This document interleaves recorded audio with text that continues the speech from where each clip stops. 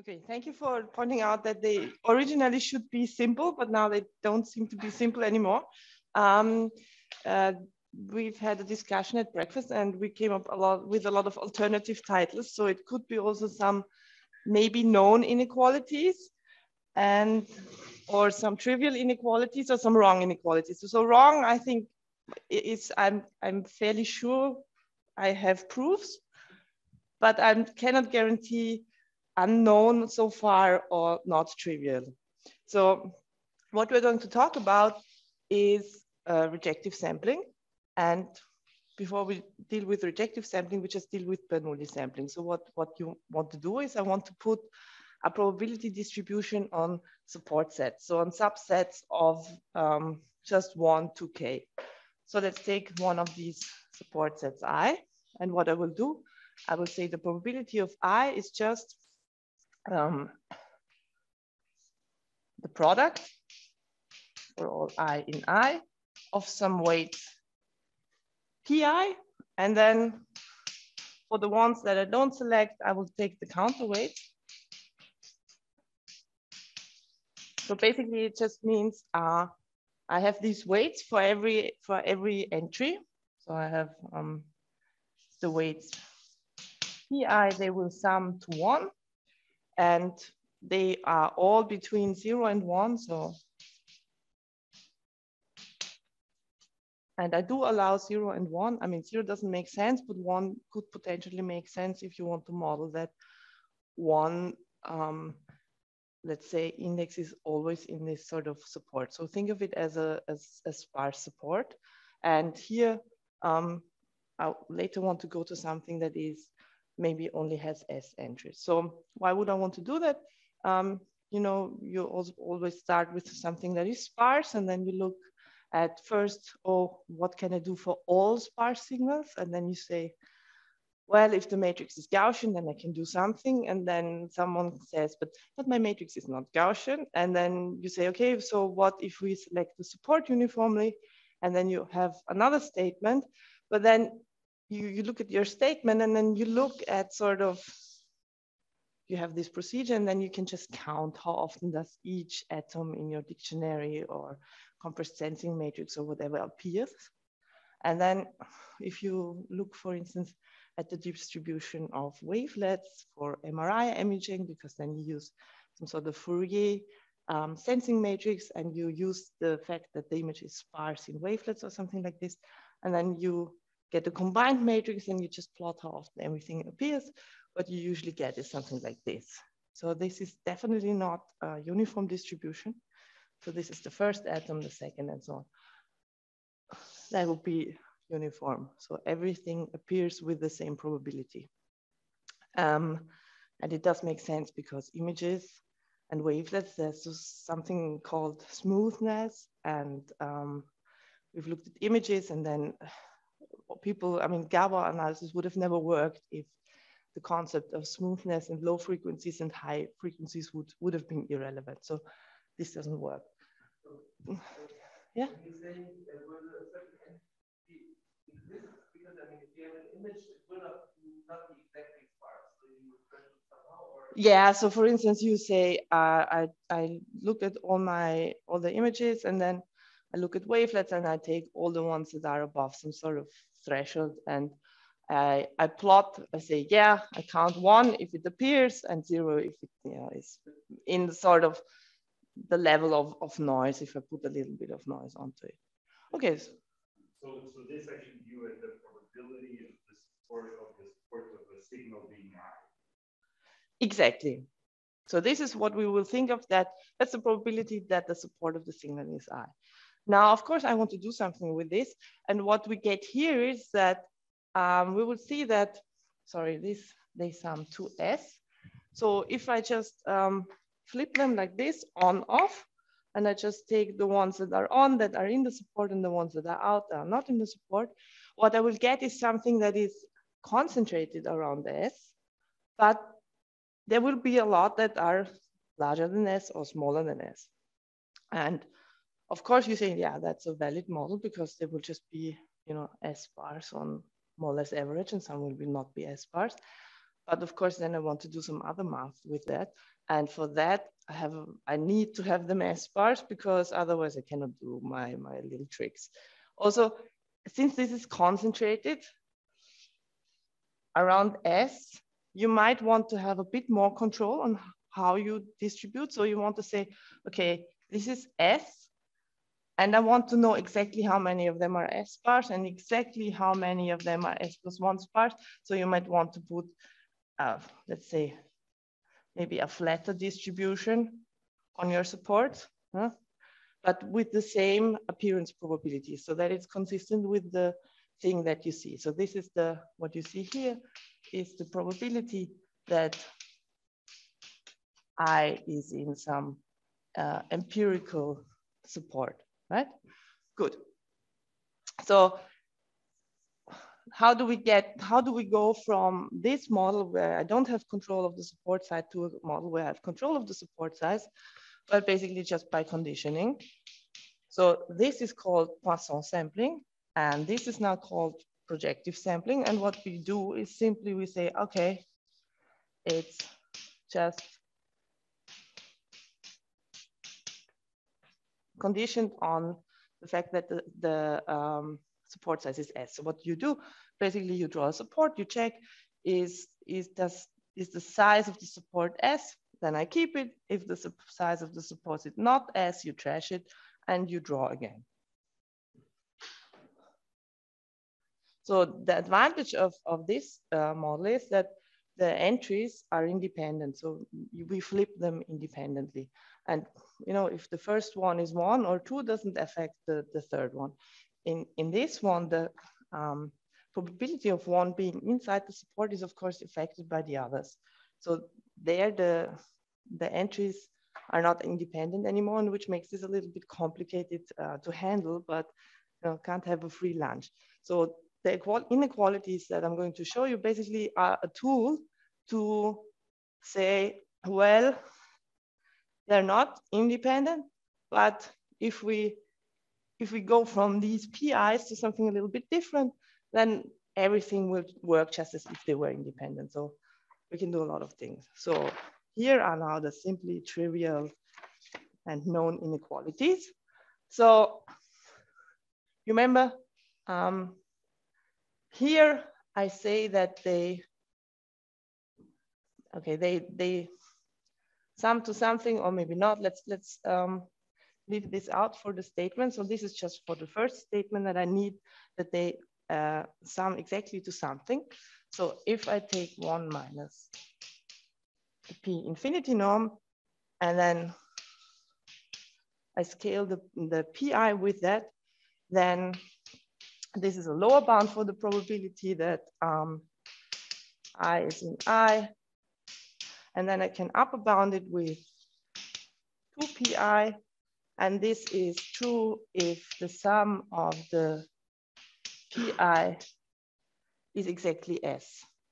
So basically, here is the only inequality where we use that, yeah, we want to model S sparse supports, and for S sparse supports, if we choose the weights like this, and this is sort of the right scale with the appearance probabilities. So if you have uniform model where, for instance, this rejective sampling is the same as if I would draw without replacement, or uniform distribution on the support would all be the same. Here, this is all different things. Then here we would have something like S over K, the probability if I choose supports of size S. So that would then go well with summing K of them. So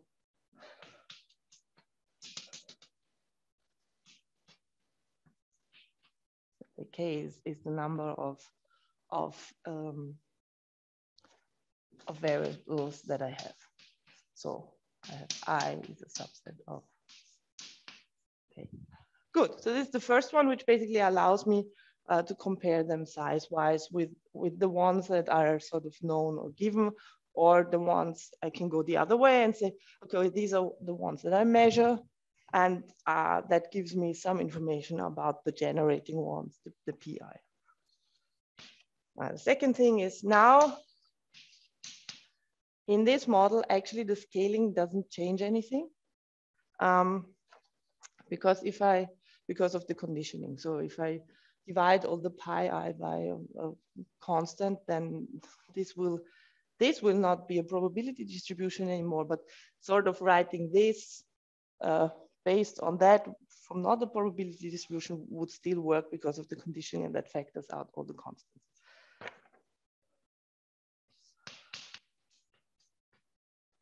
So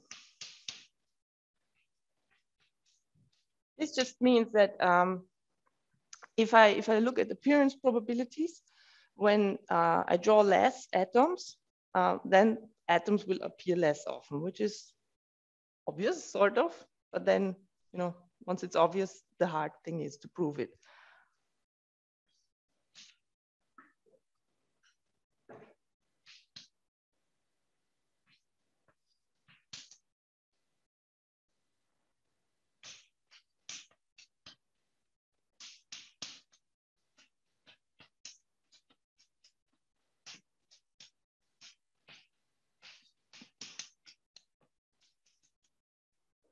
So the next thing is basically what is automatic for the Poisson sampling, that if I want to look at the probability that I have two indices in my support set, then here this would exactly be the product of both of them. And what I still get is for the rejective sampling, then this will still hold. And you know, once you get into, oh, how does, once the why I want to use this gets unimportant, and you ask, can I generalize the inequality? Yes, you can. So you can here replace this with a set, and then in here you will get a set, and then this becomes, I shouldn't already be in the set, and of course the set should have a size that is smaller than S, because you can't have a set of size larger than S contained in a set of size S. Okay, so these are the simple ones. And here's the one for which we suffered a lot, and now we might not be able to use it. So you might be the only people who ever see this.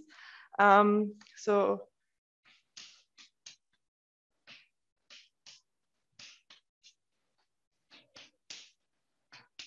I use a star for the transpose, because otherwise I confuse them with the eyes.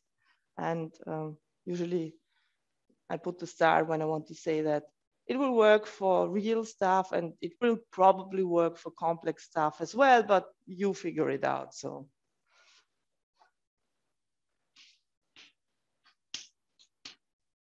And this basically, well, we'll maybe get to it later.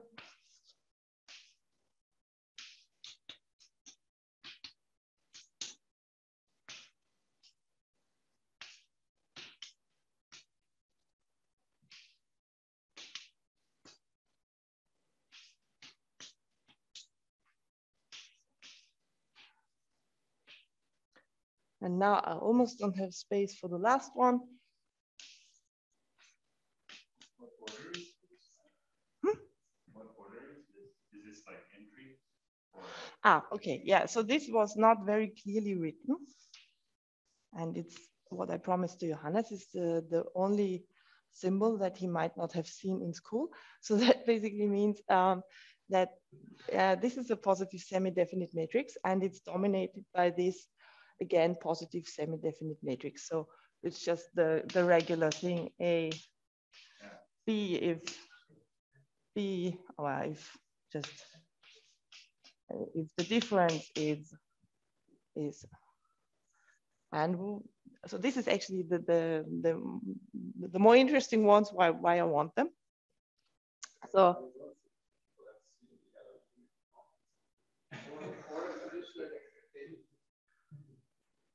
this is not this is just conditional probability with a discrete measure. Okay, this is well, on top of my head, I could only think of this as being exotic. So and now I will write something. Okay, so I will also call this thing here,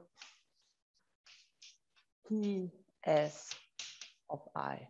So in the literature, these appearance probabilities are always denoted by pi. And since I will have to deal with several one of them, so this indicates the scale. So what's the size of the supports that I draw?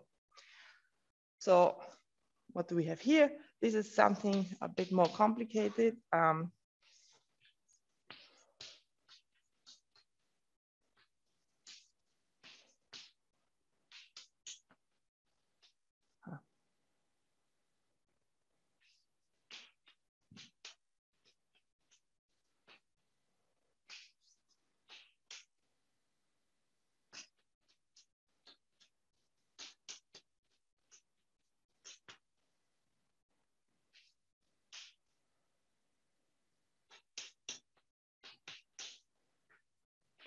So, okay, this is very simple. This is just a vector of size k, and this supported I here indicates which ones are ones and the others are 0. Okay, so 1 with some subset as index just means vector with ones, and it's just, it tells me, okay, another way of saying, okay, here we take the support and here we don't take the support. Okay, so so what we see here is that if we look at basically this matrix, which on the diagonal has the appearance probability of I being in the support, and then on the off-diagonal entries, there's the appearance that 2 entries here are in the support, then this is a positive semi-definite matrix just by construction, and it decomposes in some sense. So I don't need to think of it like this, which I'll get something, but I cannot. It's not nice to control it. I can just decompose it into 2 things. So this is just an outer product plus something on the diagonal, because of course I have to correct for the diagonal, because on the diagonal here I have sort of pi I, pi j, and this is, if we think in the uniform case, this is sort of s squared over k squared, while on the diagonal I would have to have something like s over k. So what is the 1s? Because you said 1I means that I... 1s is a mistake. Thank you. The s should be here. So it's basically just these appearance probabilities. Oh, there's another one s, sorry, yeah. S, I. Good. So basically, if I use this pi s notation, I could also write this. This is just pi s star plus, and here I'm using MATLAB notation, the diagonal matrix pi s to correct for this being too small on the diagonal. Okay?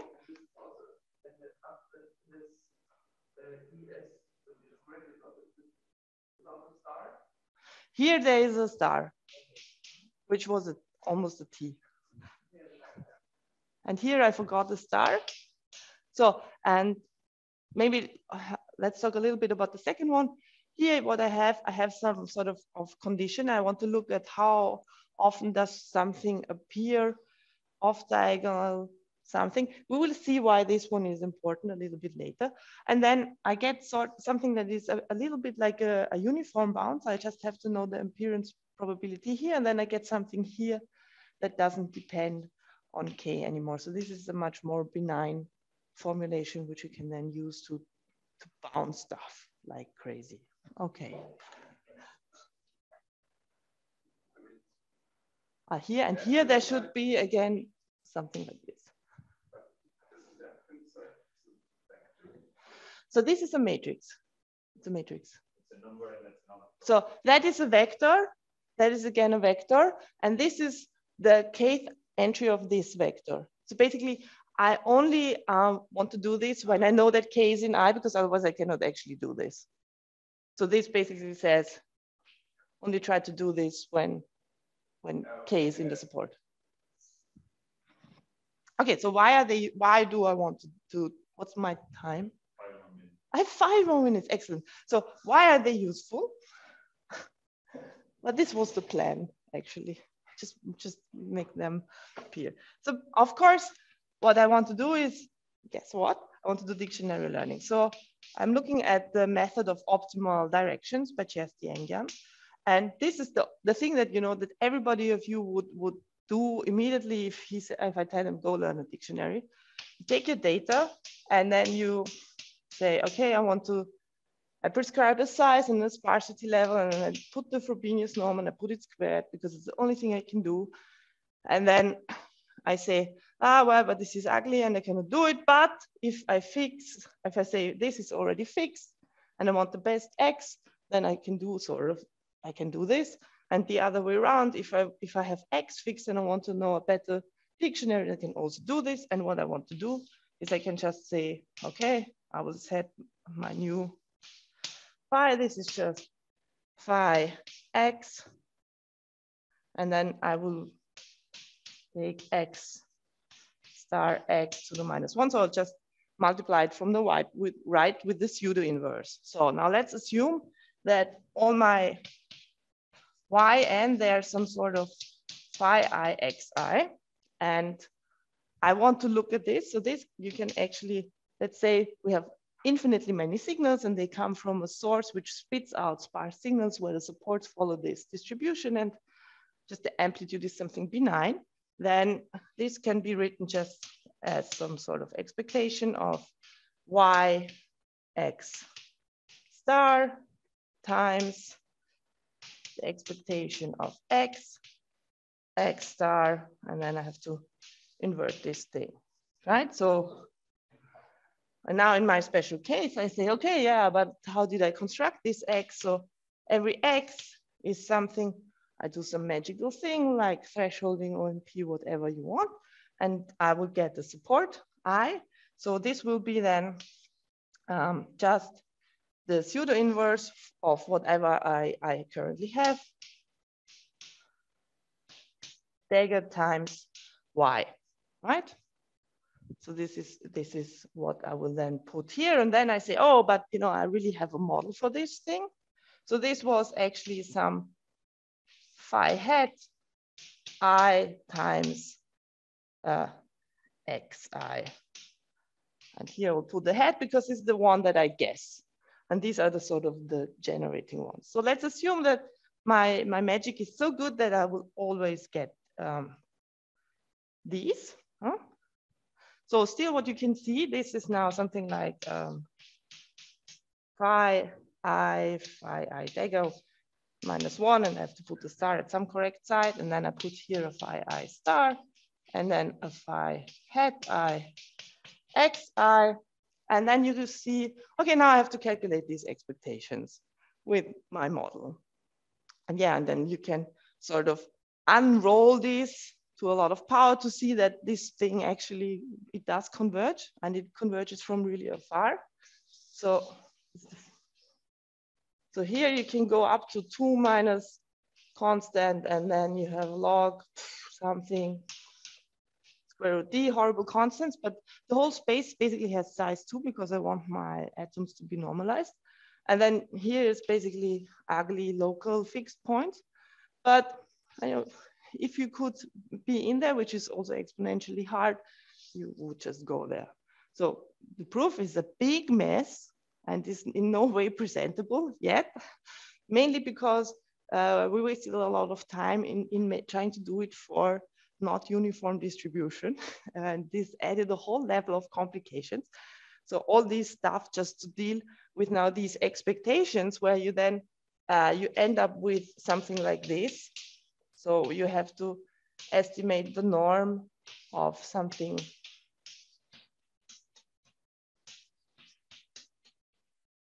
So Ri basically tells you that this is now an S by S matrix, which has a fixed place in a big